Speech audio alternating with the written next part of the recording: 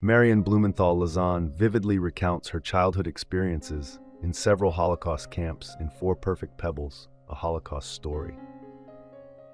Although the memoir is aimed at young adult readers, it has struck a chord with adults since its release in 1999. Written with the assistance of Lila Perl, a respected children's editor who is credited as a co-author, the memoir stands out for its third-person perspective and its ability to present an emotionally compelling and historically accurate portrayal of the Holocaust. Additionally, the book includes quotes from Lazan's mother, Ruth, who was 87 at the time of publication, providing further authenticity to Lazan's childhood memories from the various refugee and prison camps. The memoir begins with a glimpse into the pre-Holocaust years in Germany, where Hitler's rise to power was unforeseen. His anti-Semitic rhetoric, blaming Jews for the country's economic struggles, resonated with many Germans. Once Hitler became chancellor, state-supported anti-Semitism targeted Jewish-owned businesses like the Blumenthal family's store, prompting them to rely on customers outside the city. The family remained in Germany only because Lazan's grandparents, too frail to travel, kept them there. In 1939, when Lazan was just 5, the Blumenthal family fled after SS guards began rounding up Jews. They sought refuge in Holland, a neutral country that would soon fall under German occupation. While waiting for visas to the United States, the family faced delays, and during that time, Holland was occupied by Germany. For the next 6.5 years, they lived as refugees. After the German occupation, the Blumenthals were moved to various prison camps throughout German-occupied Europe. Their first stop was the Westerbork camp in Holland, where Lazan coped with the harrowing conditions by creating imaginary games. One game which inspired the title of the book was called Perfect Pebbles. Lazan believed that if she could find 4 pebbles of perfect shape, it would ensure the survival of her immediate family, her mother Ruth, father Walter, and brother Albert.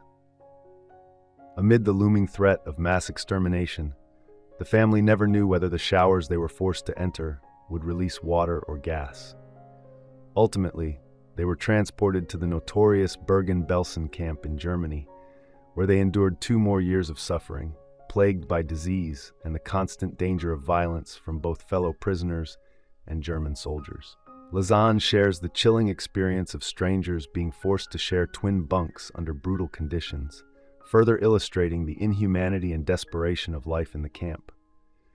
The toilets in the camps were long wooden benches with holes, offering no privacy. There was no toilet paper, and soap was scarce.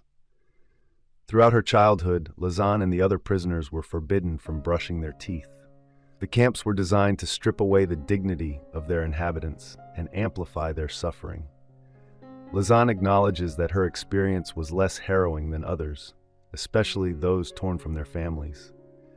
The Blumenthal family was fortunate to remain together in the family camp. Yet, even as a child, Lazan witnessed death on a daily basis. Family members often stumbled over dead bodies in the darkened rooms and corners of the camp. She writes that the true horror of the camps is impossible to fully capture.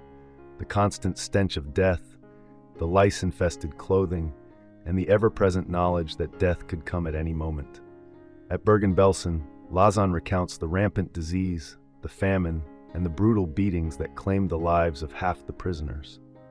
As the camp neared liberation by Russian forces, the Nazis forcibly transferred hundreds of families, including the Blumenthals, to Auschwitz. This transfer, known among the prisoners as the death train, was infamous for its deadly destination.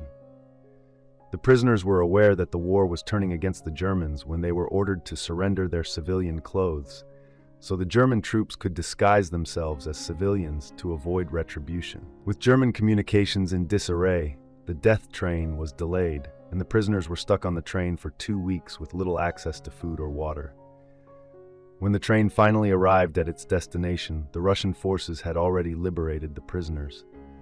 After their liberation, the Blumenthals found refuge in Trobitz, a city in East Germany, where they relied on food and shelter, abandoned by the fleeing German population. However, the family was quarantined there for months due to a typhus epidemic, which, spread by fleas, was highly contagious.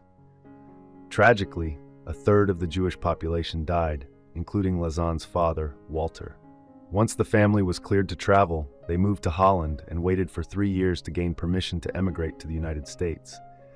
They eventually settled in New York City before relocating to Peoria, Illinois, where Lazan and her brother were able to build stable lives and start families. In the epilogue, Lazan and her brother Albert visit their father's grave to honor his memory. I hope you enjoyed this video. Leave a like if you did, and be sure to subscribe. Thank you.